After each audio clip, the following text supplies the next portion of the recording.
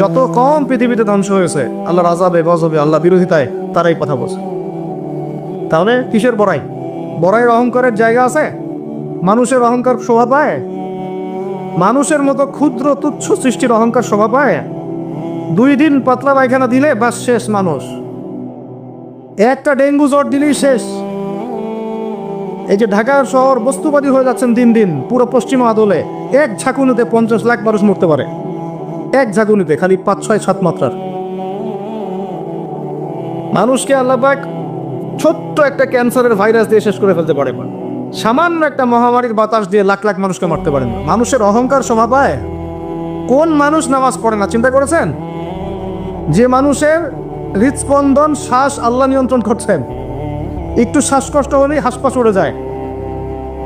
বড় একজন আলেম তেলাওয়াত করছেন, কোরআন তেলাওয়াত, নামাজে আমরা পিছনে নামাজ পড়ছি, শ্বাসকষ্টের কারণে তেলাওয়াতের পুরো আয়াতটা তেলাওয়াত করতে পারেন না, থেমে থেমে তেলাওয়াত করতে হয়। তখন আমার মনের মধ্যে চিন্তা আসলো, সুবহানাল্লাহ, এত বড় আলেম, আল্লাহ পাক তাকে এভাবে দিয়ে, এদের এভাবে শ্বাসকষ্ট দিয়ে পরীক্ষা করছেন, অথচ আল্লাহ পাক আমাকে এখান থেকে মুক্ত রাখছেন, আমি তো তার মতো তেলাওয়াতও করি না। কত মানুষ পঙ্গু হয়ে পড়ে আছে, ওই অবস্থা আল্লাহর ইবাদত করতেছে। কত মানুষের চোখ নাই, হাফেজে কোরআন হয়ে বসে আছে, মুফতি হয়ে বসে আছে, আছে না? তাই নেয়ামতের কথা স্মরণ করেন, আল্লাহ পাকের নেয়ামতগুলো স্মরণ করেন, বোঝার চেষ্টা করেন। আল্লাহ পাক সূরা দুহায় এটাই বলছেন, সূরা দুহার শেষে আল্লাহ পাক এটা বলছেন, আলাম ইয়াজিদকা ইয়াতীমান ফাআওয়া, তোমাকে আমি ইতিম অবস্থায় পাই নাই, আশ্রয় কি দেইনি? ওয়া ওয়াজাদাকা দাল্লান ফাহাদা ওয়া ওয়াজাদাকা আইলান ফাআগনা فأما اليتيم فلا تقهر وأما السائل فلا تنهر وأما بنعمة ربك فحدث। তুমি আল্লাহ পাকের যে নিয়ামতগুলো আল্লাহ দিয়েছেন এগুলো মানুষকে বর্ণনা করতে থাকো, বলতে থাকো, খালি উপলব্ধি করেন যে আল্লাহ পাকের কত নিয়ামতে আপনি আছেন, বাস, আর কিচ্ছু লাগবে না। আর আপনি আমি না থাকলে দুনিয়া থেমে থাকতো না, সব চলতো। তাহলে কিসের জন্য, কাদের জন্য আমরা এই হায়াত এবং সময়, রুজি, এনার্জি, যৌবন নষ্ট করছি? ভাই আমাকে বলেন, কাদের জন্য করছেন? যে আল্লাহর হাতে আপনার প্রাণ, একটু প্রেশার আপ ডাউন করলেই শেষ, একটু শ্বাসকষ্ট হলেই শেষ, একটু মহামারী দিলেই মাস শেষ। সেই মানুষ নামাজ পড়ে না, সেই মানুষ যাকাত দেয় না, সেই মানুষ বলছে যে পর্দা এই যুগে চলে না, ওই যুগে চলতো। সেই মানুষ মুসলমানদেরকে বলছে এরা এখন মৌলবাদী হয়ে যাচ্ছে।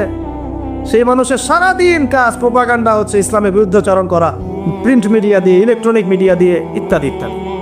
কোন মানুষের? যেই মানুষের এতটুকু ক্ষমতা নাই যে নিজে আগামীকালের খবর নেবে, নিজে আগামীকালের খবর নেবে, এইটুকু ক্ষমতা যে মানুষের নাই, সেই মানুষ আজকে এই কাজ করে বেড়াচ্ছে। আল্লাহ পাক আমাদের স্বর্গে কথাগুলো বোঝার তৌফিক দান। আল্লাহ পাক সর্বপ্রথম আমাকে জানা অনুযায়ী আমল করার তৌফিক দান করেন, যা বলি তার উপর আমল করার তৌফিক দান করেন, এবং আপনাদের সবাইকে শোনা অনুযায়ী আমল করার তৌফিক দান করেন। আমি বলছিলাম কায়েম আর দাওয়া এক জিনিস নয়। আমি দাওয়া দিচ্ছি, ইসলামের কথা বলছি, দাওয়াতের ক্ষেত্রে এই বিষয়গুলো খেয়াল রাখবেন। কেন একটা সমাজের মধ্যে সুদের প্রসার বাড়বে? কেন বাড়বে? কেন একটা সমাজের মধ্যে, মুসলিম সমাজে খ্রিস্টান মিশনারিরা অবাধে দাওয়াতি কাজ করবে এবং দলে দলে মানুষকে খ্রিস্টান বানাবে? কেন? আর কেন মুসলমানদের ঈমান এত দুর্বল হবে যে তারা এইভাবে সামান্য একটা চাকরি বা ক্ষমতা, টাকার জন্য, বাড়ির জন্য ঈমান বিক্রি করে দিবে? দেশের, বিশ্বের খবর রাখার চেষ্টা করেন, আনাচে কানাচে এগুলো ছড়িয়ে যাচ্ছে। আগে ছিল যে নিউট্রালাইজেশনের কথা বলছিলাম না, আগে ছিল যে মানুষ হারাম খাইতে দ্বিধাবোধ করতো, যে মানুষ জেনে ফেললে কি বলবে, ছিচি করবে। এখন ঘরে ঘরে সুদ, ঘরে ঘরে। ওয়াল্লাহি আমরা সবাই এখন মায়ের সাথে জেনা করি। নবী সাল্লাল্লাহু আলাইহি ওয়াসাল্লাম বলেছেন, সুদের পাপের 70 শাখা, তার সবচেয়ে নিচের শাখা মায়ের সাথে জেনা করা। আপনি করেন না? আপনার ওয়াইফ দেখেন সমিতিতে টাকা দিচ্ছে, সুদের টাকা। একজন স্ত্রী স্বামী খোঁজার সময় চিন্তা করে দেখে কে টাকা পয়সার দিক থেকে বেশি স্বাবলম্বী, সে হারাম খাক হালাল খাক পরোয়া করতে চায় না।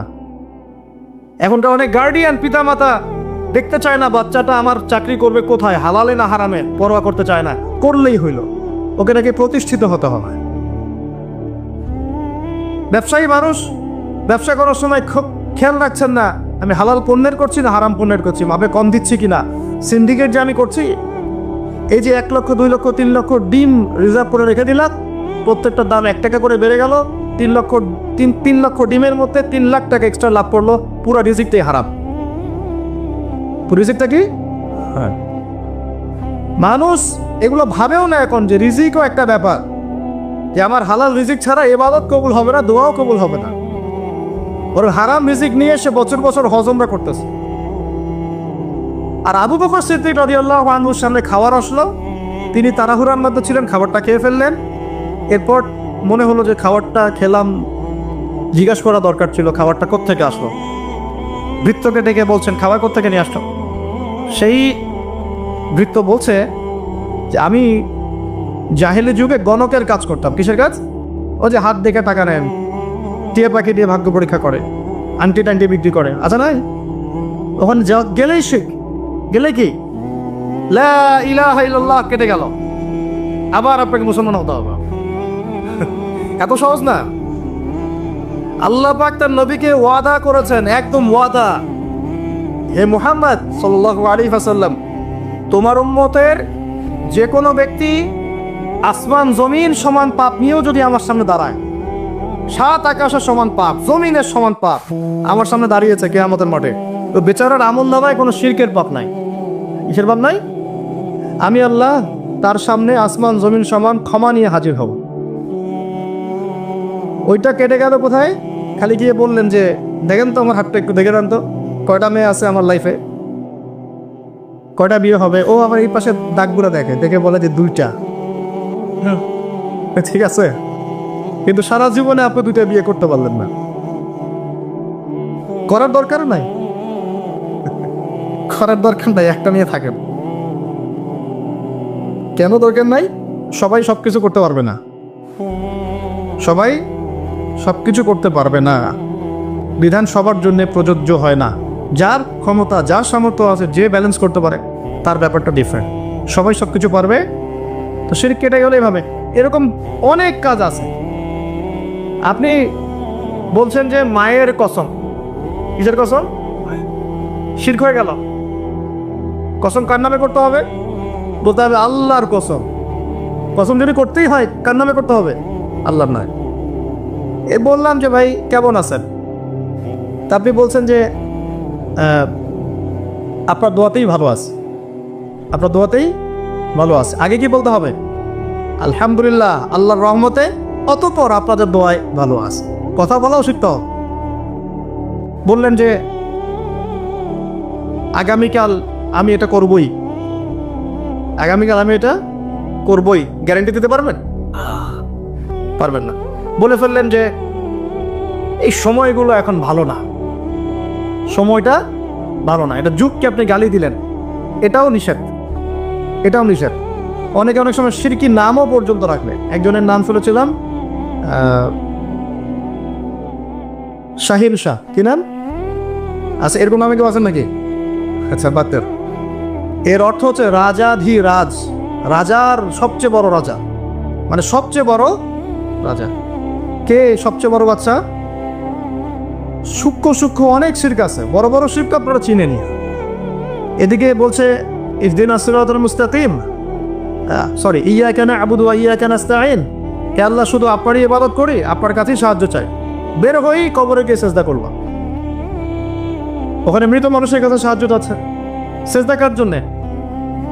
সেজদা কি আল্লাহ ছাড়া অন্য কাউকে করা যাবে? সাহাবীরা কি আল্লাহ নবীকে সেজদা করেছিলেন? তাহলে আপনারা কত বড় মানুষ হয়ে গেছে? আমরা কি তাদের চেয়ে বড় হয়ে গেছি? আরো জরুরি। এইভাবে মানুষ শিরক করছে। তারপরে জবাই কুরবানি কার জন্য করতে হয়? তো মানুষ তো অনেক সময় দেখা যায় যে জীবিত মানুষ মৃত মানুষের জন্য কুরবানি করছে। এখন গ্রামে গ্রামে ছড়িয়ে পড়তেছে কবিরাজি, তান্ত্রিক, কবিরাজ, বান মারা, টোনা, এগুলা। যে করবে সেও মুশরিক, যে ওখানে গিয়ে ধন্না দেয় সেও মুশরিক।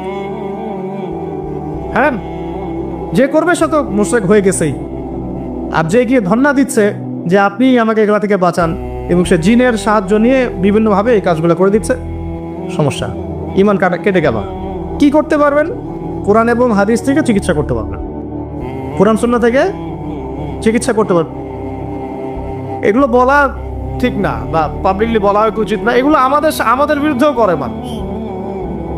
হ্যাঁ, আমাদের বিরুদ্ধেও মানুষ এগুলো করে, মনে করে আমরা এগুলো বুঝবো না, বা আমাদের এইসব দোয়া কালাম জানা নাই, বা আল্লাহ পাক আমাদেরকে হেফাজত করবেন না, এমনটা মনে করে। আরে সমস্ত কাফেরকে যদি এক পাল্লা রাখা হয়, আল্লাহ পাকের সূরা ফাতিহাকে এক পাল্লা রাখা হয়, তুই পারবা নাকি? তো অযথা এইসব পরিশ্রম করো কেন?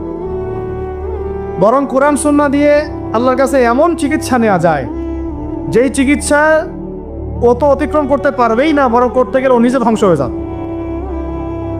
কোরআনের উপর যেতে পারবে? এগুলো দিন দিন বাড়তেছে। আমি আপনাদেরকে কিছু চিকিৎসা বলে দিই, এগুলো আমল করেন, ইনশাআল্লাহ আল্লাহ পাক আপনাদেরকে হেফাজত করবেন ইনশাআল্লাহ। 1 নাম্বার তো নামাজ তো অবশ্যই পড়বেন, পবিত্র থাকবেন অজু অবস্থায়।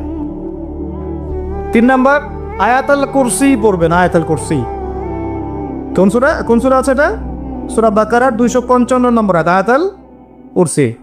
আর পড়বেন সূরা বাকারার শেষের 3 আয়াত, সূরা বাকারার শেষের 3 আয়াত। এর আগে সূরা ফাতিহা আছে, তারপরে পড়বেন সূরা ফালাক, নাস, ইখলাস, কাফিরুন।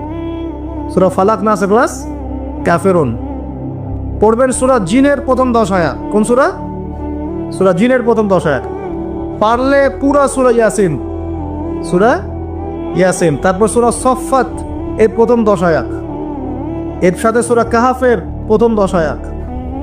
তারপরে সূরা তাহা, সূরা ইউনুস আর সূরা আরাফ। এই 3টা সূরায় জাদু, বান, টোনার এগুলোর বিরুদ্ধে কিছু আয়াত আছে।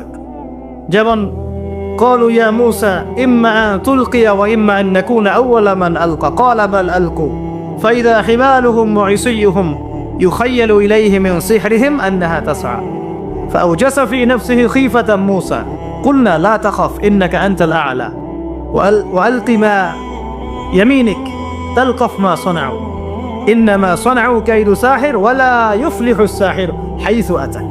মানে এগুলো অর্থ জানলে আপনারা বুঝবেন। এগুলো পড়লে এগুলো একদম লোহার তরবারি দিয়ে যেমন আঘাত করা হয়, এভাবে আঘাত করা হয়, সব শেষ হয়ে যাবে ইনশাআল্লাহ তাআলা, ইনশাআল্লাহ তাআলা। তো কেউ যদি এগুলোতে আসক্ত থাকেন, এটা শেখ। এটা কি? উমর রাদিয়াল্লাহু আনহুর যুগে তিনি ফরমান জারি করেছিলেন যে কেউ যদি জাদুবিদ্যার চর্চা করে তাকে হত্যা করবে, একদম গর্দান নামে কতল করে দিবে। এটা ইসলামিক লস। ইসলামিক তো বললাম যে ইসলামিক লস কায়েম করা এখন আমাদের পক্ষে সম্ভব, এখন সম্ভব না, কিন্তু ঈসা আলাইহিস সালাম অবশ্যই তা করবেন ইনশাআল্লাহ। আপনাদের কি মনে হয় ঈসা ইবনে মারইয়াম এসে মানব রচিত বিধান দিয়ে তার খেলাফা রাষ্ট্র কায়েম করবেন? জাতিসংঘে গিয়ে বলবেন যে আমাকে ফিলিস্তিনে একটা স্বাধীন রাষ্ট্র প্রতিষ্ঠার অনুমতি দেন, বলবেন? ডলার দিয়ে কেনাবেচা করবেন, তাই মনে হয় আপনাদের? ইলেকট্রনিক মানি দিয়ে, ক্যাশলেস সোসাইটি দিয়ে, এগুলো যা করার আছে করে নেন। করতে করতে যখন ক্ষান্ত হবেন, আল্লাহ পাক তখন ঈসা ইবনে মারইয়ামকে পাঠাবে ইনশাআল্লাহ। পৃথিবীর সমস্ত জুলুম উঠে যাবে ইনশাআল্লাহ। কোনো মাজলুমের অধিকার আর খর্বিত হবে না, প্রত্যেক মাজলুম তার অধিকার ফিরে পাবে ইনশাআল্লাহ। একটা ফিলিস্তিনের বাচ্চার রক্তের প্রতিশোধ আমরা নিব ইনশাআল্লাহ। একটা বোনের ইজ্জতের বদলা আমরা নিব ইনশাআল্লাহ। একটা ভাই যাদেরকে অন্যায়ভাবে হত্যা করা হয়েছে, এদের রক্তের বদলা আমরা নিবই নিব ইনশাআল্লাহ। আমরা বেঁচে না থাকলে আমার সন্তান নিবে ইনশাআল্লাহ, ও বেঁচে না থাকলে তার সন্তান নিবে ইনশাআল্লাহ। আমরা কিছু ভুলি নাই, ভুলে যাবও না ইনশাআল্লাহ। এই দুনিয়া ততদিন পর্যন্ত ফানা হবে না যতদিন এই দৃশ্য বিশ্ববাসী না দেখছে ইনশাআল্লাহ। তোমাদের যা করার আছে করো, যা ইচ্ছা করতে থাকো। এখন বিশ্বের মুসলমানদের রক্তের হোলি খেলায় মেতেছে এরা, যেখানে মুসলমান সেখানেই নির্যাতন, চায়নায় নির্যাতন, ওইখানে ইয়াতে কি বলবো, ওটা কি সিরিয়াতে নির্যাতন, তারপর ইয়েমেনে নির্যাতন, ফিলিস্তিনে নির্যাতন, ইরাকে করে গেল, হ্যাঁ, তারপরে যে লেবাননে করে, জর্ডানে করতেছে, আরব কান্ট্রিগুলোর মধ্যে, আফ্রিকার কান্ট্রিগুলো, যে কোনো জায়গাতে তাকান দেখুন খালি মুসলমানদের উপর নির্যাতন আর নির্যাতন চলতেছে। এর জন্য শুধু ওরা দায়ী নয়, এর জন্য আমরাও দায়ী। কেন নির্যাতন আসবে না? কেন আল্লাহর গজব আসবে না? কারণ নবী সাল্লাল্লাহু আলাইহি ওয়াসাল্লাম বলেই গিয়েছিলেন যে শেষ জামানায় কাফের মুশরিকরা তোমাদেরকে এমনভাবে আঁকড়ে ধরবে, ঘিরে ধরবে, যেন দস্তরখানায় সবাই খাবার খেতে বসেছে।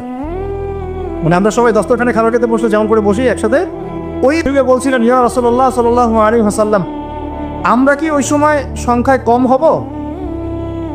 অবাক হয়েছিলেন তারা, কারণ ওই সময় তো ইসলামের বিজয়ের যুগ। আমাদের এইরকম অবস্থা হবে যেখানে আমরা 313 মিলে 1000 বদরে ঠেকাই দেই, 700 মিলে উহুদের 3000 ঠেকাই দেই, মোতাব যুদ্ধে আমরা কত 3000 নিয়ে 2 লাখকে ঠেকাই দেই। ওই মুসলমানদের এই অবস্থা হবে? সাহাবীরা বলছিলেন অবাক হয়ে। তখন নবীজি বলছেন, হ্যাঁ তোমাদের অবস্থা ওইরকম হবে। তোমরা সংখ্যায় হবা সমুদ্রের ফেনার মতো। সমুদ্রের, দেখতে পাচ্ছেন এখন খালি নাম কেউ আসতে মুসলিম বাড়তেই আছে। সমুদ্রের ফেনার মতো, কিন্তু 2টা জিনিস তোমাদেরকে পেয়ে বসবে। এই 2টার কারণে এই পরিণতি তোমাদের হবে। এক নম্বর হচ্ছে তোমাদের মধ্যে দুনিয়ার মহব্বত তোমাদেরকে পেয়ে বসবে, আর একটা আল ওয়াহান তোমাদেরকে ধরে ফেলবে। সাহাবীরা বলছে ওয়াহান কি?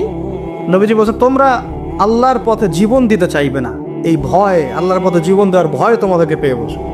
এই 2টা যখন তোমাদেরকে পেয়ে বসবে, তখন এই কাফের, মুশরিক, মুনাফিক যারা যারা আছে সবাই মিলে তোমাদেরকে একটা কচু কাটা করে ফেলবে। হয় না এখন এটা? শুধু এই যুগে না, প্রত্যেক যুগে যুগে যখনই মুসলমানদের উপরে এই 2টা এসেছে, তখনই মুসলমানরা আক্রমণের শিকার হয়েছে। কখনো তাতারিদের হাতে, ওই যে চেঙ্গিস খানের বংশধর মনে আছে, মঙ্গলরা, ওরা এসে মুসলমানদেরকে একদম কেটে ফেলে দিয়েছিল। কতদিন? 40 দিনের মধ্যে বাগদাদে ওরা মনে হয় প্রায় 10 থেকে 15 লক্ষ মানুষকে হত্যা করেছে, ওই তাতারিরা মুসলমানদেরকে, আব্বাসীয়দের সময়। এরকম হিস্ট্রি অনেক আছে।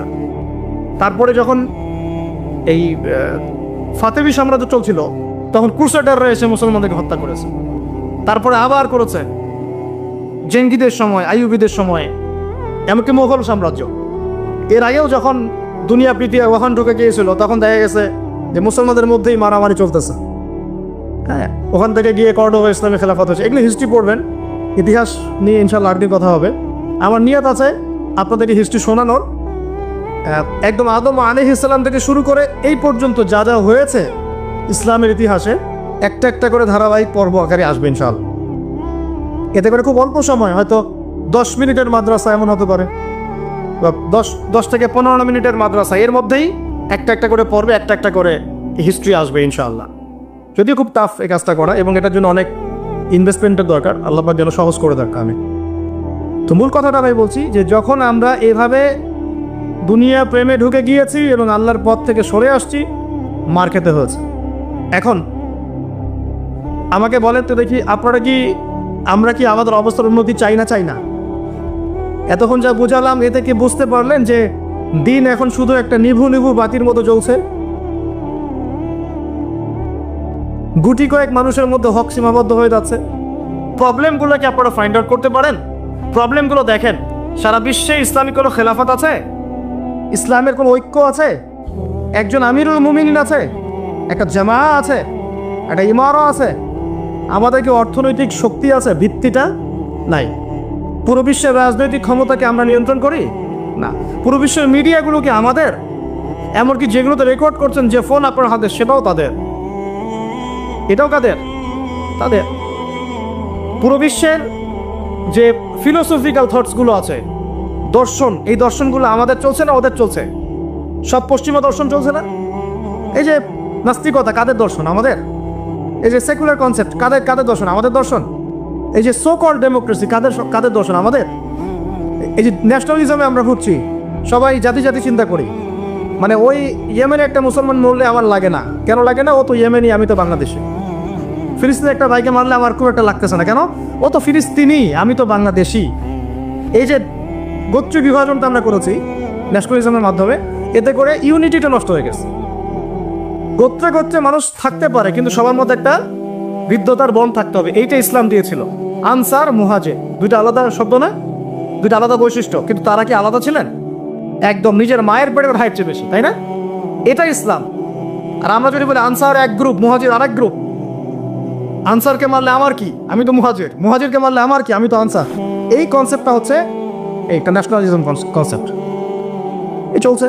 ও দিয়ে দিল ফরাসি বিপ্লবের পর থেকে, 1789 সালের পর থেকে এগুলো আসছে ওয়ার্ল্ডে। 1789 থেকে শুরু করে 1914 পর্যন্ত, এই সময়টাতে তারা বিশ্বটা দখল করেছে। কত সময়? 1789 থেকে 1914, এই যে সময়টুকু, এর মধ্যেই পশ্চিমারা বিশ্বটাকে দখল করেছে। আবার নতুন করে কোন কোন জায়গা দখল করেছে? প্রথমে পলিটিক্স, প্রথম জায়গাটা কি পলিটিক্স, তারপরে সামরিক শক্তি, ওদের মানে এক্সট্রা অর্ডিনারি সামরিক শক্তি তারা বিশ্বকে দেখিয়েছে। আপনি যত কথা বলেন একদম পারমাণবিক বোম রেখে দিব তাক করে, আর বেটা তুই কথা বলতে পারবি না, এরকম একটা অবস্থা। বিশ্বাস করেন ব্যাপারটা এরকম। পুরো জাতি নিয়ে আপনি একটা ঐক্যবদ্ধ শক্তি করতে চান, একটা মিসাইল, পারমাণবিক মিসাইল এরকম রেখে দিবে, এই বাড়াবাড়ি করো না বেশি, একদম দিব লঞ্চ করে, বাস আপনি চুপ, একদম চুপ। কারণ ওইটা প্রতিহত করার তো আমার কাছে ওই নাই, ক্ষেপণাস্ত্র প্রতিরক্ষা সিস্টেম তো নাই। এখন আমি যদি বলি, আমার কথা কি মন খারাপ করবেন? আমি যদি বলি যে বিগত 50 বছরে আমাদের দেশ স্বাধীন হয়েছে কবে বলেন? 71, এখন কত? 23, কত বছর বলেন? আমরা কি একটাও ক্ষেপণাস্ত্র তৈরি করতে পারলাম না? এই বিশ্বে এই ধরনের প্রযুক্তি ছাড়া কেউ টিকে থাকতে পারে? এটা কি ঢাল তলোয়ারের যুগ যে ওরা এগুলো বানাবে আর আমরা ঢাল তলোয়ার নিয়ে বসে থাকবো? কি করলাম আমরা বলেন? আপনারা তো রাগ করেন কথা বললে, রাগ না করে একটু ভালো করে মন দিয়ে শুনেন না, মন দিয়ে চিন্তা করেন না। কি করলাম আমরা এতদিনে? আমাদের 50টা ক্ষেপণাস্ত্র থাকার কথা ছিল, আমাদের 50টা পারমাণবিক অস্ত্র থাকার কথা ছিল। কিসের ভিত্তিতে আমরা লড়াই করব? কিসের ভিত্তিতে আমরা লড়াই করব? মিয়ানমার যদি আমাদেরকে কালকে চাপ দেওয়া শুরু করে, আমরা কিসের ভিত্তিতে লড়াই করব? কি নিয়ে লড়াই করব? এমনকি পুরো মুসলিম বিশ্বের বড় বড় পরাশক্তিগুলোর সাথে আমাদের সম্পর্ক কতটুকু ভালো? ইরান বুঝে ফেলতেছে যে রাশিয়ার সহযোগিতার দরকার আছে, কারণ রাশিয়া হচ্ছে এখনকার আমেরিকাদের বিরুদ্ধে একটা সুপার পাওয়ার, তাই না? অনেক কান্ট্রি এখন ওদের সাথে যুদ্ধ করতে গেলে রাশিয়ার সাথে বন্ডিং করে। এটা ওয়ার্ল্ড অ্যাফেয়ার্স। আমরা বিগত 50 বছরে কি করতে পারি না, ব্যর্থতার ইতিহাস রচনা করা যাবে। কি বলতেছেন আপনি? কি বলতে চান? এটা রচনা করা যাবে একটা ইতিহাস। পদে পদে দুর্নীতি করেছে, পদে পদে টাকা আত্মসাৎ হয়েছে, পদে পদে হক নষ্ট করা হয়েছে। এগুলো সব আমাদের সম্পদ ছিল, জনগণের ছিল। আমি কোনো পলিটিক্যাল পার্টি করি না, কখনো করিও নাই, আমার করারও কোনো শখ নাই। কিন্তু একজন জনগণ হিসেবে, সাধারণ জনগণ হিসেবে এই কথাগুলো বলছি। প্রত্যেক পদে পদে দুর্নীতি, টাকা আত্মসাৎ, সিস্টেম লস। কেন? একটা ছেলে যোগ্যতা আছে, চাকরি পাবে না কেন? ওই ছেলের যোগ্যতা আছে, কেন চাকরি পাবে না? আপনি আল্লাহর কাছে কি জবাব দিবেন? আপনারা বলেন, আপনারা আল্লাহর কাছে কি জবাব দিবেন? ওর যোগ্যতা আছে, কেন সে পেল না? কেন একটা গভর্নমেন্ট প্রতিষ্ঠানের মধ্যে পদে পদে আমাকে ফাইল ট্রান্সফার করতে হবে, সবাইকে টাকা খাওয়াতে হবে কেন? আমার তো যোগ্যতা আছে, আমি তো হকের উপর আছি। বিসিএস তো কোচিং আমিও করেছি, আমি তো ক্যাডার হতে পারতাম, আমি কেন হতে পারলাম না? কেন চান্স দিলেন না? কেন বড় বড় পরীক্ষা প্রশ্ন ফাঁস হয়ে যাবে? কেন একজন ডক্টর যাকে আমরা আমাদের ট্যাক্সের টাকা দিয়ে আমাদের ভাইরা বেতন দিচ্ছে, ও কেন দেরি করে হসপিটালে আসবে? কেন আসবে?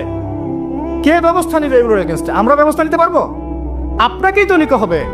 ওমর ইবনুল খাত্তাবের মতো শাসক কে হবে? আপনাকে হতে হবে, আমরা তো হব না। আর আমাদের সেই যোগ্যতাও নাই, ইচ্ছাও নাই। আমরা দায়িত্ব নিতে চাই না, দায়িত্ব ছেড়ে দিতে চাই। ইসলাম কি বলে? দায়িত্ব নিতে বলে না ইসলাম। ইসলাম বলে যে যোগ্যকে দায়িত্ব দিয়ে দাও। কোন সাহাবী দায়িত্ব নিজেকে চেয়ে নেন নাই, কখন বলেছেন আমাকে দেওয়ার দরকার নেই, তাকে দিয়ে দাও। আবু বকর সিদ্দিকের পর ওমর ইবনুল খাত্তাব পর্যন্ত বলছেন আমাকে দিয়েন না, প্রয়োজন আলীকে দেন, উসমানকে দেন। উমরের মতো মানুষ এই কথা বলছিলেন। আর আমরা এখন কি করি ভাই? আমার চরিত্র সবচেয়ে ভালো, আমারে দেন, আমারে। খালি কিয়ামতটা হয়ে যাক, আল্লাহ পাক দাঁড় করাবেন সবগুলোকে সিরিয়ালে, দেখা যাবে কে কি জবাব দিতে পারে, দায়িত্ব কতটুকু বুঝিয়ে দিতে পারে, এটা দেখা যাবে। কেন এটা হবে? আমার কথা রাগ করেন না প্লিজ। এখন আমাদের 50টা পারমাণবিক অস্ত্র থাকার কথা ছিল, অ্যাটলিস্ট না থাকুক 5টা তো থাকার কথা ছিল। ওরা যদি আমাকে তাক করে রাখে, আমিও তাক করে রাখতাম। বেটা তুই মারলে আমি মাইরে দিব, যা। উত্তর কোরিয়ার মতো একটা কান্ট্রি, আমার সাবজেক্টে এগুলা, আমরা ইউনিভার্সিটিতে এগুলোই পড়েছি। ও একটা কান্ট্রি, কতটুকু কান্ট্রি জানেন? উত্তর কোরিয়া দক্ষিণ কোরিয়া একসময় মারামারি করতো, এই মারামারি লাগিয়ে দিয়েছিল পশ্চিমারা। পরে উত্তর কোরিয়ার প্রেসিডেন্ট ওই বলয় থেকে বের হয়ে যায়, বলয় থেকে বের হয়ে চায়নার সাথে বন্ডিং শুরু করে, রাশিয়ার সাথে বন্ডিং শুরু করে। করে ওদের সাপোর্টে সে আস্তে আস্তে আস্তে নিউক্লিয়ার ডিভাইসগুলো তৈরি করা শুরু করেছে। করার পরে এখন এই মাত্র বেশি না, 20 থেকে 25 বছরে ওরা এমন একটা জায়গায় চলে গেছে, খাইতে পারুক না পারুক পারমাণবিক বোমা একদম তাক করে রেখে দেয়। পশ্চিমারা ওখানে নাক গলাতে পারে না, ও নাক গলাতে পারে আমার কাছে এসে আমাকে বলে স্যাংশন দিবে, আমাকে বলে তোমাকে ভিসা নীতি বাতিল করে দিব। ও আমাকে বলতে পারে, ওকে বলতে পারবে না তো, আর ওর কাছে ওইরকম অস্ত্র আছে, দিবে একটা মাইরা যা বেটা আসো। ওর পার্ল হারবার আছে সামনে জাপানের ওখানে। কারণ এটা এমন একটা বিষয় যে একটা যদি সে মারে আর এও তো একটা মারতে পারবে। একটা বোমা পড়লে পুরো জাতি একদম মুহূর্তের মধ্যে ছাই হয়ে যাবে ছাই। এই জন্য এটা যুদ্ধ এত সহজে কেউ যেতে যাবে না।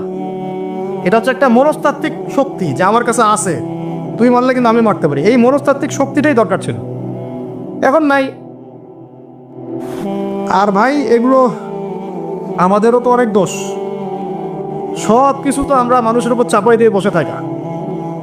আমরা যখন অ্যানালাইসিস করতে বসি সবাই মনে হয় যে বিজ্ঞ পণ্ডিত, কিন্তু আপনি তো দায়িত্ব নিয়ে সামনে আসছেন না, আপনি তো পড়াশোনা করে উপরে আসছেন না, আপনি তো জ্ঞান অর্জন করে মানুষকে বোঝানোর চেষ্টা করছেন না। আমরা তো আমাদের দায়িত্ব পালন করছি না, করছে কি? আল্লাহ পাক আমাদের সবাইকে বিচক্ষণ হওয়ার তৌফিক দান করেন। কয়টা সায়েন্টিস্ট তৈরি হয়েছে আমাদের, বলেন কয়টা সায়েন্টিস্ট তৈরি হয়েছে আমাদের জাতির মধ্যে? নাস্তিক তো ভুরি ভুরি তৈরি হচ্ছে। কয়টা সায়েন্টিস্ট তৈরি হয়েছে আমাদের ইউনিভার্সিটিগুলোর মধ্যে? কয়জন অর্থনীতিবিদ তৈরি হয়েছে ইউনিভার্সিটিগুলোর মধ্যে? আমিও তো পড়েছি ইউনিভার্সিটি। ছেলে মেয়ে একসাথে বসে গাল গল্প করে, কিনা বাদাম খায়, কোনো সময় স্যার আর ছাত্রীর প্রেম হয়ে যায়। আমি বলছি না কিছুই হয় না, পড়াশোনা তো হয়, সিস্টেম তো অনেক সুন্দর, টাকা পয়সাও সরকারি অনেক খাচ্ছেন আপনারা। কিন্তু এখন কথা হচ্ছে গভর্নমেন্টের যে এত টাকা পয়সা খাচ্ছেন, রেজাল্টটা কি দিচ্ছেন? কি জাতীয় উপহার দিচ্ছেন আপনারা? কোন প্রজন্ম উপহার দিচ্ছেন? এগুলো কি গভর্নমেন্ট টাকা আপনারা কি মনে করেন? এই ট্যাক্সের টাকাকে কি মনে করেন? এগুলো মানুষের আমানত, রক্ত ঘাম করা পয়সা। আপনাকে বেতন দেওয়া হচ্ছে, আপনাকে ফ্ল্যাট দেওয়া হচ্ছে, আপনাকে গাড়ি দেওয়া হচ্ছে, ওগুলোর দিকে তো চোখ দেন না। আমরা একটু এক্স করলা গাড়িতে চললেই একদম নজরদারির মতো চলে আসি। গাড়ি কোত্থেকে আসলো? আমার গাড়ির দাম তো 6 লাখ টাকা না 7 লাখ টাকা, আপনার গাড়ির দাম তো 50 লাখ টাকা। আর এগুলো আমাদেরকে মানুষ ভালোবেসে হাতিয়ে দিয়েছে। আপনাকে ভালোবেসে না দিলে আমি কি করতে পারি? আমার কিছু করার আছে? তো মূল জায়গাগুলো তো আমরা দেখি না। সব সমস্যা ইসলামকে নিয়ে চুলকানি নাকি? খালি ইসলামকে নিয়ে চুলকানি হয়? মূল জায়গায় আসেন। আমি বলেছি, চ্যালেঞ্জ করেছি, একটা মাঠের মধ্যে আপনি সমস্ত সেকুলার মহলের টিচারদেরকে একত্রিত করেন। আপনি উদ্যোগ নিয়ে করেন দেখি, করে সবার কোরআন তেলাওয়াত টেস্ট করেন। আমি চ্যালেঞ্জ করতেছি 10% কোরআন তেলাওয়াত ঠিক থাকবে না। আর তাদের হাতে আপনি একটা জাতি করতেছেন, তাহলে শিক্ষা তো এই অবস্থা হবেই। ব্যাংলাপ তো আপনাকে শিখাবেই, আর কি শিখাবে? ইসলাম এবং জেনারেল শিক্ষা, ইসলামী শিক্ষা, এইটাকে সমন্বয় করাটা এখন সময়ের দাবি হয়ে গেছে। এই দুটাকে সমন্বয় না করতে পারলে আল্লাহর কসম এই জাতিকে বাঁচাতে পারবেন না আপনি। এখন টিকটক দেখতেছেন, সামনে কোন টক আসবে আল্লাহ ভালো জানে, আল্লাহ ভালো জানে। এখানে আপনার ঘরেও তো দেখবেন যে একটা অপদার্থ পয়দা হয়ে গেল।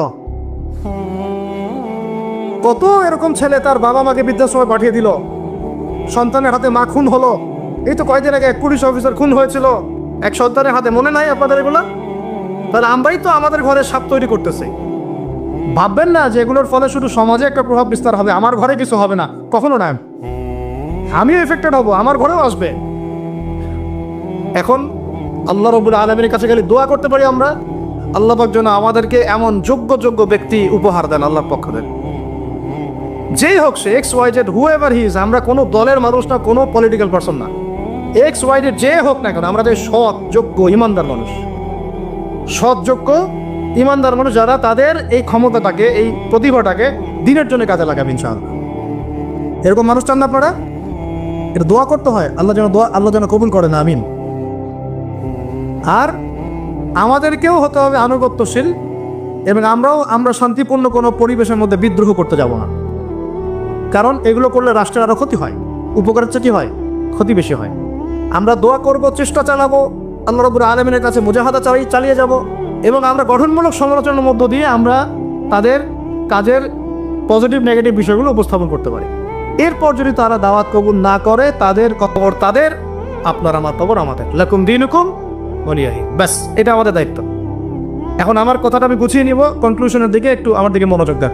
আর শেষে গিয়ে আমি আপনাদেরকে 5টা প্রশ্ন করবো। কয়টা ভাই? সেরা 5জন, যে 5জন অ্যান্সার দিতে পারবে তাদের জন্য আমি হাদিয়া নিয়ে আসছি। 5টা বই আমি আমার পক্ষ থেকে উপহার দেবো ইনশাআল্লাহ। ঠিক আছে? এই যে লেকচারটা দিয়েছি এর উপরেই 5টা প্রশ্ন হবে ইনশাআল্লাহ। দেখবো কে কতটুকু লেকচার শুনেছেন। কনক্লুশনটা এখন শোনেন। পুরো বিশ্বের প্রেক্ষাপটটা এখন আমাদের অনুকূলে না। আমার সাথে বলেন তো কি বললাম?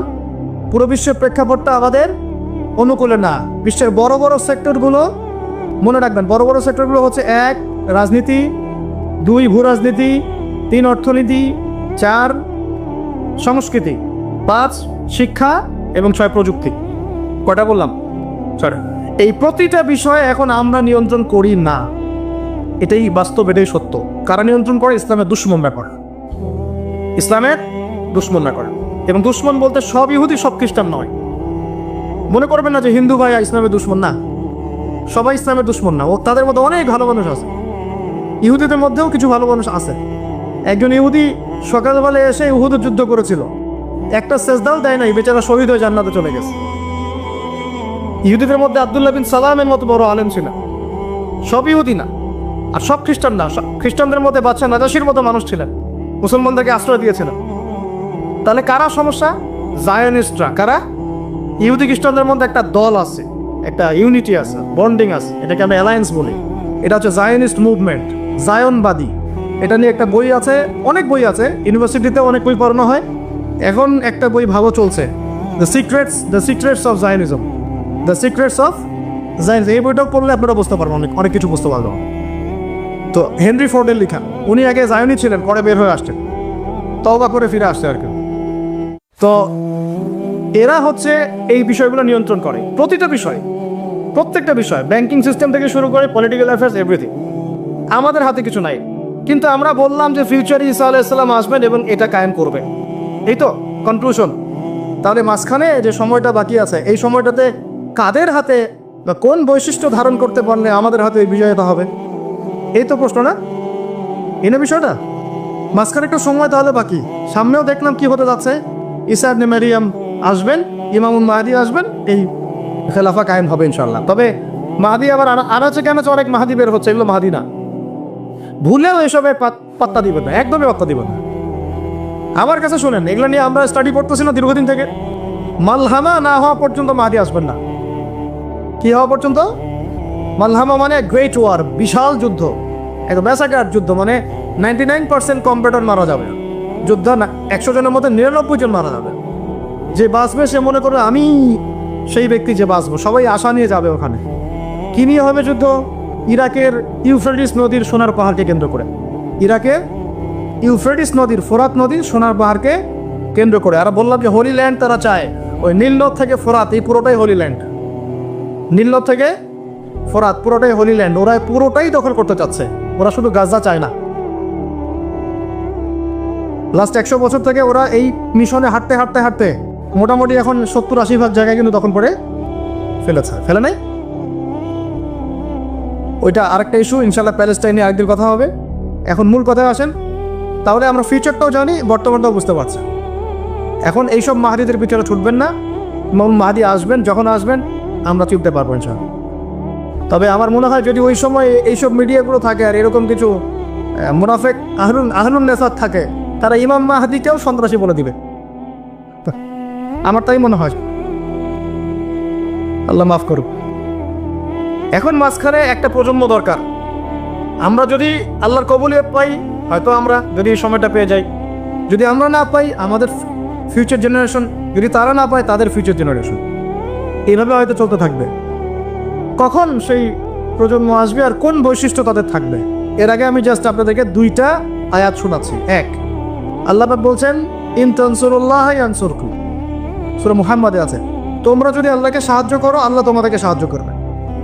আমার সাথে বলেন, তোমরা যদি আল্লাহকে সাহায্য করো আল্লাহ তোমাদেরকে সাহায্য করবে। মানে আল্লাহর কি সাহায্যের দরকার আছে? তোমরা আল্লাহকে সাহায্য করো বলতে তোমরা যদি আল্লাহর দ্বীনকে সাহায্য করো, তোমরা যদি আল্লাহর দ্বীনকে সাহায্য করো আল্লাহ তোমাদেরকে সাহায্য করবেন।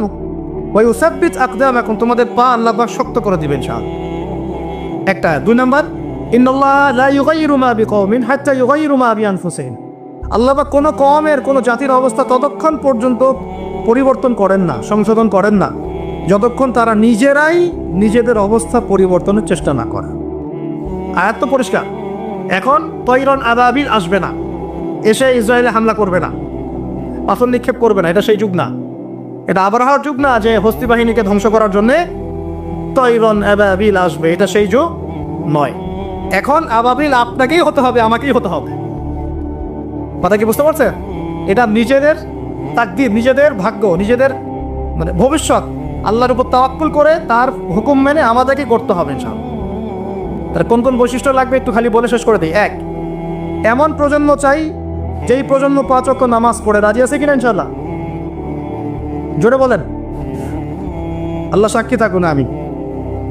এমন প্রজন্ম চাই যেই প্রজন্মের প্রত্যেকটা মুসলিম পরিবারের 100% নামাজি মাসান। এটা না হওয়া পর্যন্ত বড় বড় বয়ান করেও কোনো লাভ নাই। 1, ঠিক আছে ভাই? রাজি আছি তো ইনশাআল্লাহ? আজকের পর থেকে নামাজ ছাড়বো? আল্লাহ পাক আমাদেরকে নামাজ সত্য করে ধরার তৌফিক দান করে।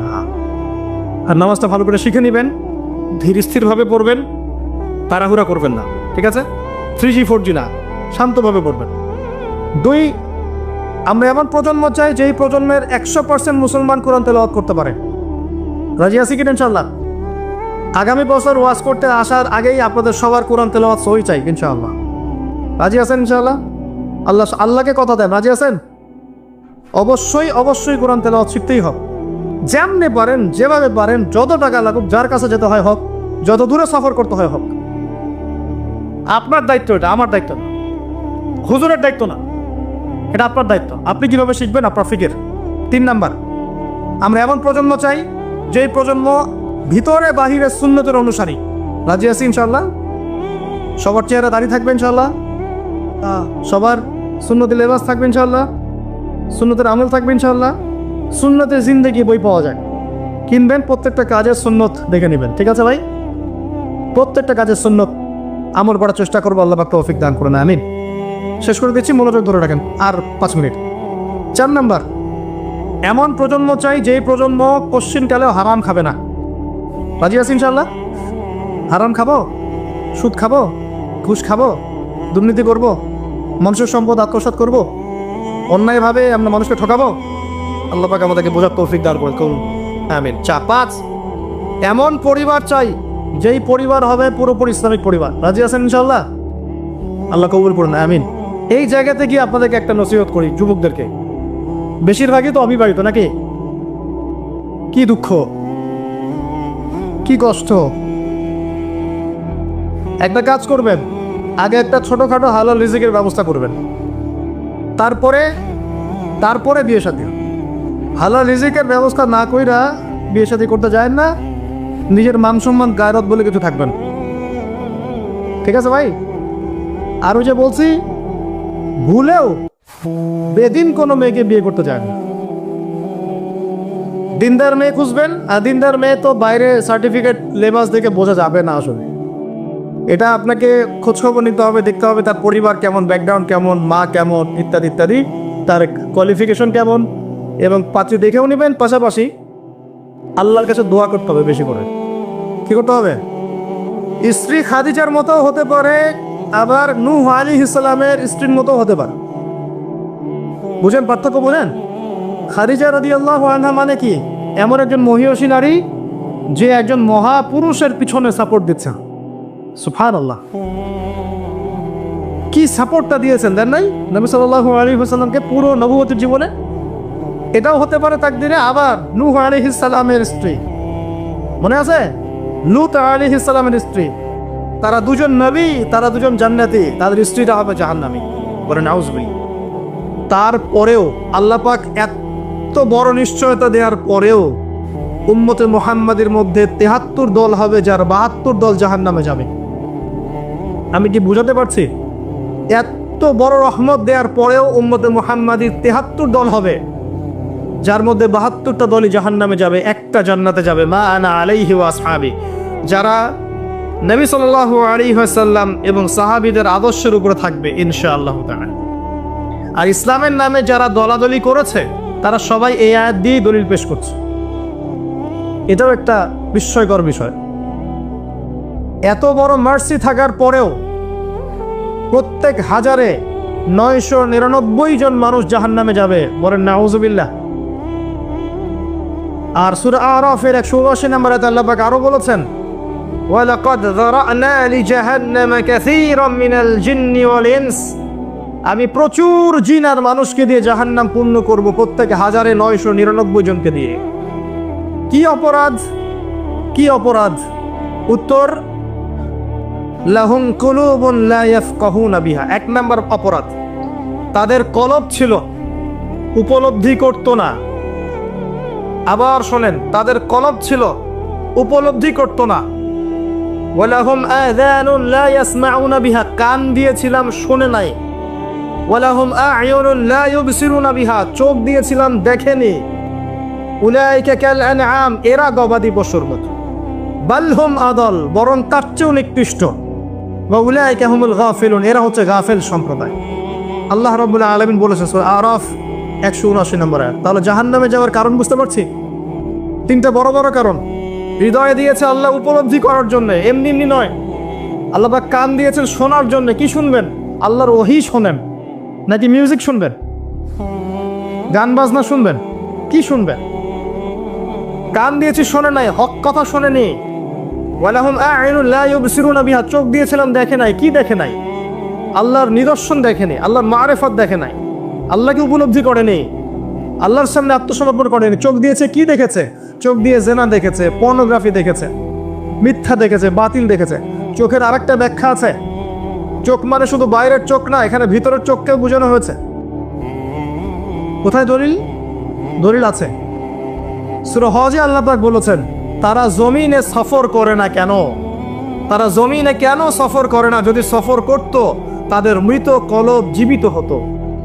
প্রকৃতপক্ষে তাদের দুচোখ অন্ধ নয়, বরং অন্ধ তাদের কলব, যা হৃদয়ের ভিতরে আছে। তাহলে বুঝতে পারলাম আরেকটা কলব আছে। আরেকটু ভালো করে বুঝাই। আবু জেহেল এবং আলী রাদিয়াল্লাহু আনহু, আবু জেহেলের নাম শুনেছেন? আলী রাদিয়াল্লাহু আনহুর নাম শুনেছেন? দুইজনকে আমরা ডাক্তারের কাছে পাঠালাম। কোথায় পাঠালাম? চোখের ডাক্তারের কাছে। তো চোখের ডাক্তার চেক আপ করে দেখে বলল যে দুইজনের চোখ তো ক্লিয়ার, কোনো সমস্যা নাই। এখন আপনি আমাকে বলেন, আবু জেহেল সত্য চিনতে পারলো না কেন, আর আলী রাদিয়াল্লাহু আনহু সত্য চিনতে কিভাবে পারলেন? কোন চোখ দিয়ে?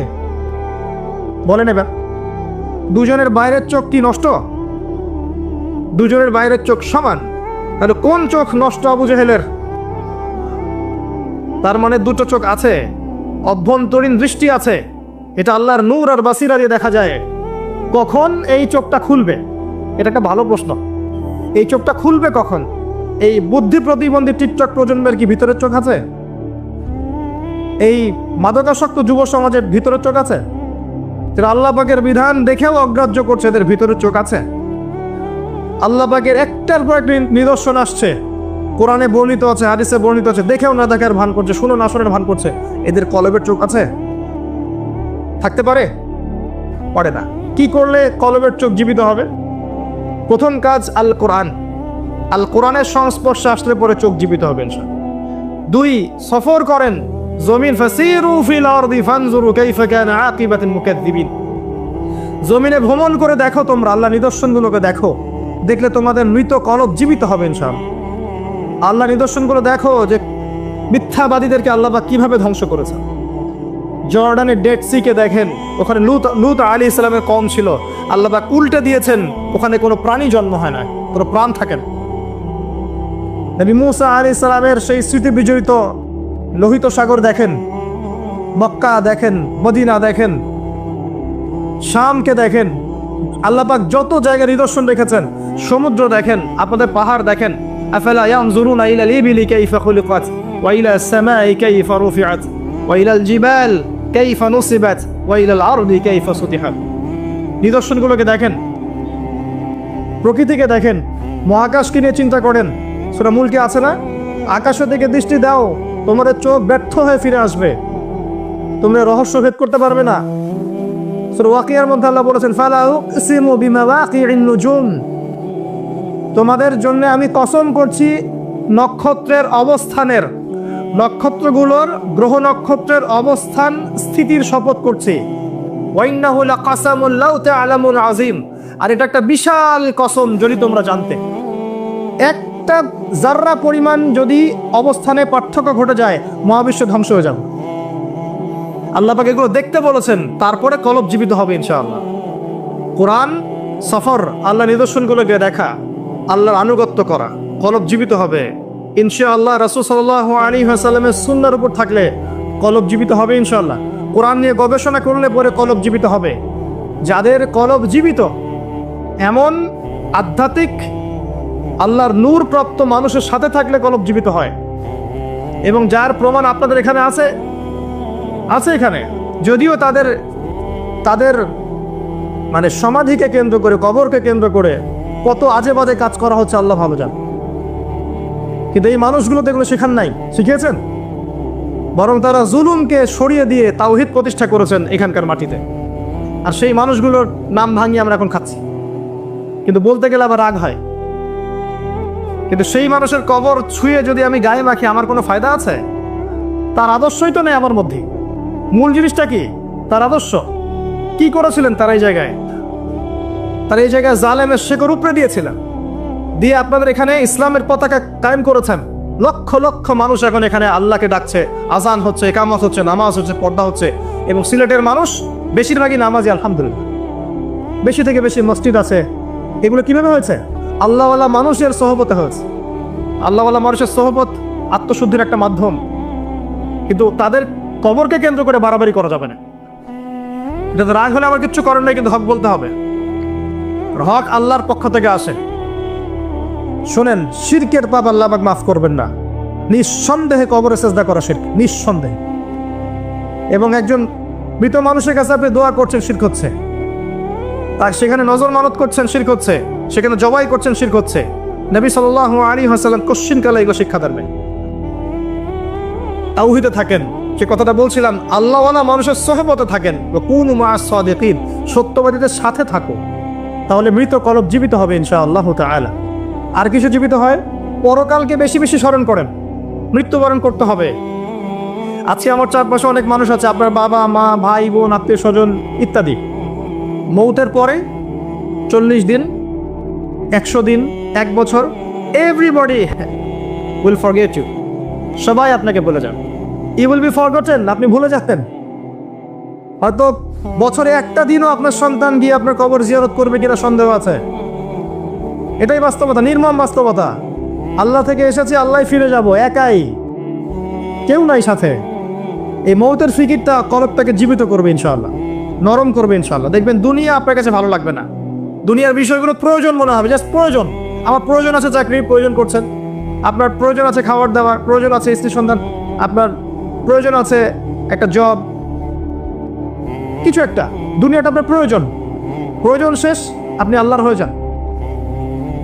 আল্লাহর হওয়া এত সহজ নয়। আল্লাহর হতে হলে শুধু আল্লাহর জন্যই সব কাজ করতে হয়। ইন্না সলাতি ওয়া নুসুকি ওয়া মাহইয়ায়া ওয়া মামাতি লিল্লাহি রাব্বিল আলামিন, তখন গিয়ে আপনি আল্লাহকে পাবেন। আমার কথা ভালো করে শোনেন, যদি আপনি মানুষকে সন্তুষ্ট করতে যান এবং মানুষের কাছে কিছু পাওয়ার আশা করেন, আপনি কষ্ট পাবেন। বিশ্বাস হচ্ছে না? মানুষের কাছে এক্সপেকটেশন বেশি রাখেন, আপনি কষ্ট পাবেন। আপনি আল্লাহর কাছে আশা করেন, কষ্ট পাবেন না। আপনি সমস্ত কাজ আল্লাহকে সন্তুষ্ট করার জন্য করেন, আপনি কষ্ট পাবেন না। আর যদি আপনি মানুষের কাছে প্রতিদান আশা করেন, কষ্ট পাবেন। তাহলে সমাধান, যার যার হক তাকে দিয়ে দেন, যার যার হক তাকে পরিপূর্ণ মাত্রায় দিয়ে দেন। নিজের হক আল্লাহর কাছে চেয়ে নেন, ইনশাল্লাহ আপনি সুখে থাকবেন। যত দিন যাবে এই কথাটা বাস্তবতা আপনারা ফিল করবেন, কারণ এখন শেষ জামানা। এখন বন্ধনগুলো ভেঙে যাবে, পারিবারিক বন্ধন, আত্মীয়র বন্ধন, প্রতিবেশীর বন্ধন, কাঠামো ভেঙে পড়বে। দেখছেন না কি হচ্ছে? পরিবেশ, ভাই ভাইকে হত্যা করছে, সন্তান বাবাকে হত্যা করছে, ডিভোর্স বাড়ছে, জেনা বাড়ছে, পরকীয়া বাড়ছে। কি হচ্ছে না? যত দিন যাবে এগুলো বাড়তে থাকবে। শুধু আল্লাহর হয়ে যান, কষ্ট পাবেন না ইনশাআল্লাহ। প্রত্যেকটা কাজ আপনি আল্লাহর জন্য করেন, আল্লাহকে পেয়ে যাবেন ইনশাআল্লাহ। তখন দেখবেন আপনি মনে মনে একটা কিছু চিন্তা করেছেন, আপনার সামনে হাজির। আল্লাহ শুনেছেন আপনার ডাক। আল্লাহ পাক আপনার জন্য সারা দুনিয়া উল্টা দিতে পারবেন তখন ইনশাআল্লাহু আজ্জা ওয়া জাল। যদি আল্লাহ পাক আপনার কলবের মধ্যে নূর দেখেন, স্বচ্ছতা দেখেন এবং নিরহংকার মুক্ত মন দেখেন, ইখলাস দেখেন, ইনশাআল্লাহ আল্লাহ ওয়ালাদের সোহবতের সাথে মৌতের স্মরণ, পরকালের স্মরণ, কলব জিন্দা হবে। আর কয়েকটা কথা বলি, বেশি খেলে কলব মরে যাবে, বেশি খেলে কলব মরে যায়। এখন দেখা যায় যত বড় আশিক রাসূল তত বড় ভুঁড়ি। নবী সাল্লাল্লাহু আলাইহি ওয়াসাল্লাম এমনটা শেখান নাই। এগুলো আযাব। আমি তো ফিজিক্যালি নবীর সুন্নাহ পালন করতে পারছি না, আমি মানুষের সুন্নাহর দিকে ডাকবো কি? খাওয়াই তো ঠিক নাই, মানে যার খাওয়া ঠিক নাই মানে তার প্রবৃত্তির চাহিদা বেশি, পাশবিক চাহিদা বেশি, প্রবৃত্তির চাহিদা বেশি, কন্ট্রোল করতে পারে না। দেখবেন ফিটনেস ঠিক নাই, বেশি খেলে কলব মরে যাবে, বেশি ঘুমালে কলব মরে যাবে, বেশি কথা বললে কলব মরে যাবে, মানুষের সাথে বেশি বেশি মেলামেশা করলে কলব মরে যাবে। এমনকি বেশি থেকে বেশি যদি আপনি স্ত্রী সহবাস করেন কলব মরে যাবে। সিরিয়াসলি বলছি, প্রবৃত্তিগত যে বিষয়গুলো আছে এগুলোকে কন্ট্রোল করতে পারলে কলব জিন্দা থাকে। এটা তো হালালের কথা বলো, হালাল। আর হারাম যেগুলো, কেউ যদি সুদ খায় তাহলে কলব জিন্দা থাকবে? ঘুষ খেলে কলব জিন্দা থাকে? দুর্নীতি করলে বা ব্যভিচার করলে, জেনা করলে কলব জিন্দা থাকবে? তখন তো ঈমানের সাথে কোনো সম্পর্কই নেই, ডিসকানেক্টেড। এই কাজগুলো করার চেষ্টা করে আল্লাহ পাক আমাদের সবাইকে তৌফিক এনায়েত করুন, আমিন। এই অংশে গিয়ে আমি আসন্ন রমাজান কেন্দ্রিক কিছু কথা আপনাদের সাথে শেয়ার করছি, ইনশাআল্লাহ তাআলা এই কথাগুলো আপনাদের কাজে দেবে ইনশাআল্লাহ। আমরা এখন শাবান মাসে বসে আছি, আমাদের সামনে রমাদান। আমরা সবাই এই হাদিসটা শুনেছি যে রমজান মাসে গুনাহ মাফ করাতে পারলো না সেই ব্যক্তির জন্য ধ্বংস। কিন্তু আমরা আসলে জানি না অনেকেই যে কিভাবে ইফেক্টিভলি রমাজানকে কাজে লাগানো যায়। ইফেক্টিভলি রমাজানকে কাজে লাগানোর জন্য কয়েকটা কাজ আমি আপনাদেরকে বলে দিচ্ছি। আমি দোয়া করছি আল্লাহ পাক প্রথমে আমাকে করার তৌফিক দান করুন, অতঃপর আপনাদের সবাইকে করার তৌফিক এনায়েত করুন। আর আমি তাদের অন্তর্ভুক্ত হতে চাই না যাদের জিহ্বাকে আগুনের কেচি দিয়ে কেটে দেওয়া হবে।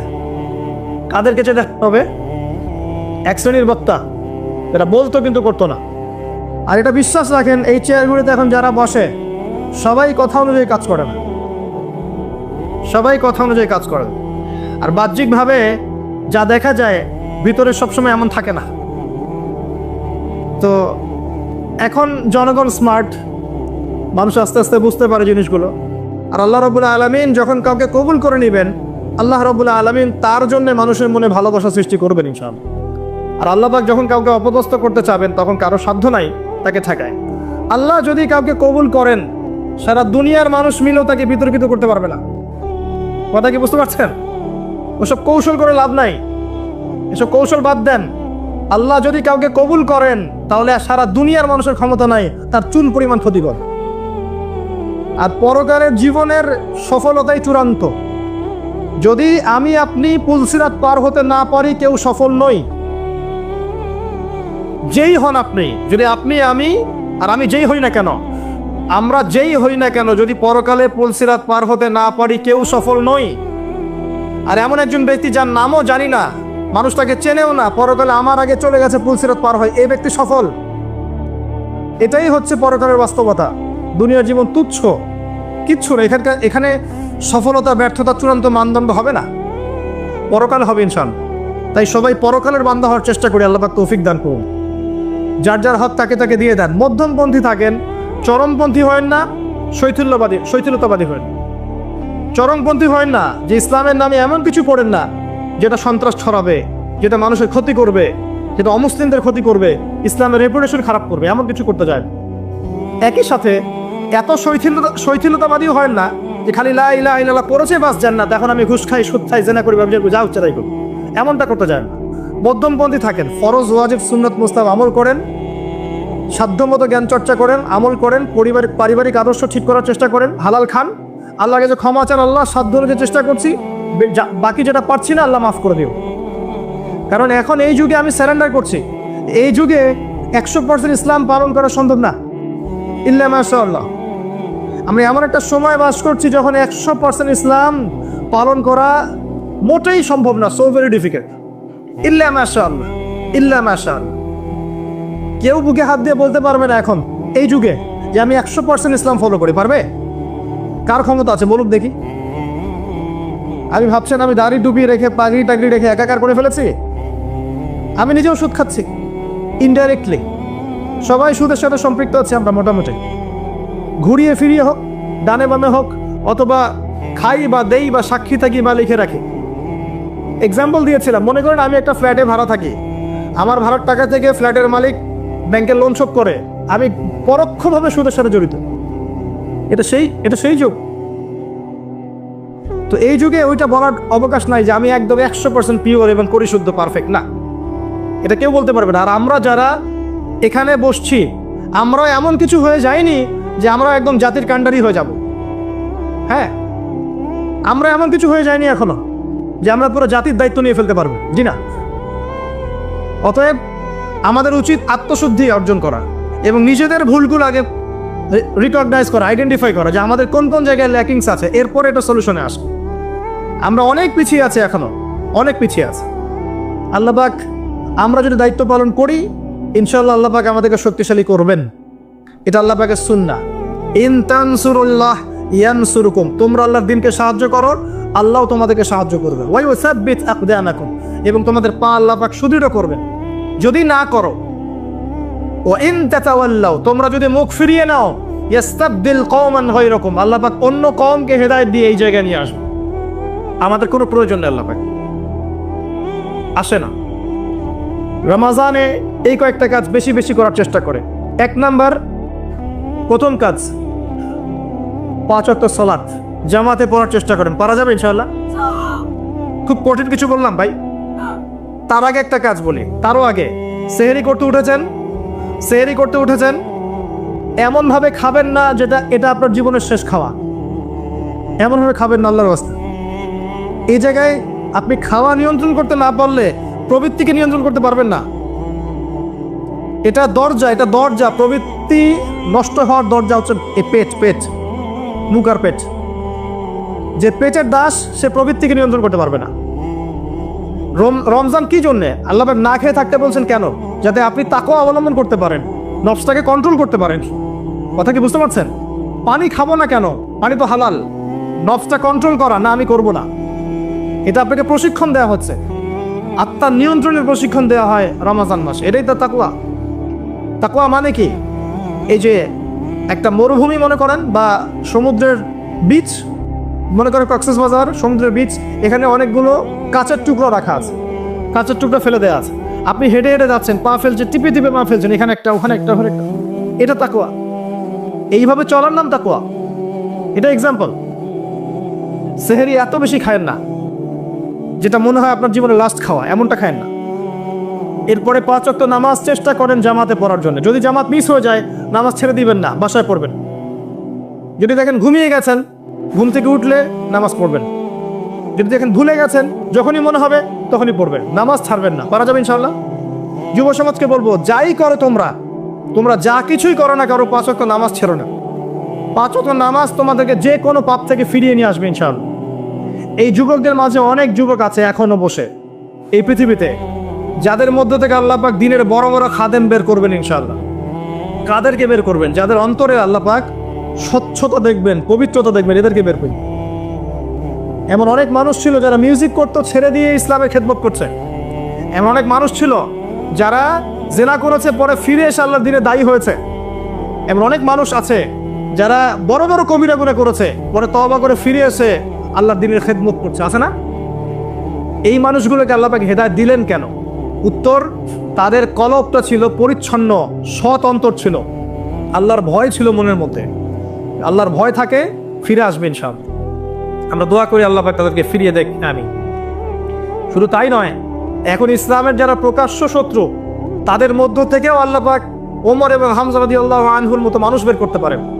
জানেন, ওমর রাদিয়াল্লাহু আনহু তরবারি নিয়ে বের হয়ে যাননি, তাকে আল্লাহ পাক দ্বিতীয় খলিফা বানাননি। তার মনটা ছিল পরিচ্ছন্ন, আল্লাহ পাক কবুল করেছেন। 5 ওয়াক্ত সালাত পড়ার চেষ্টা করেন জামাতের সাথে, আল্লাহ পাক তৌফিক দান করুন। একইভাবে ইফতার যখন করবেন, তখন এমনভাবে খাবেন না এটা শেষ খাওয়া। গোগ্রাসে খাবেন না, 10টা 20টা 30টা আইটেম করার দরকার নাই। যতটুকু হলে আপনার ইবাদত করার শক্তি চলে আসে, এনাফ।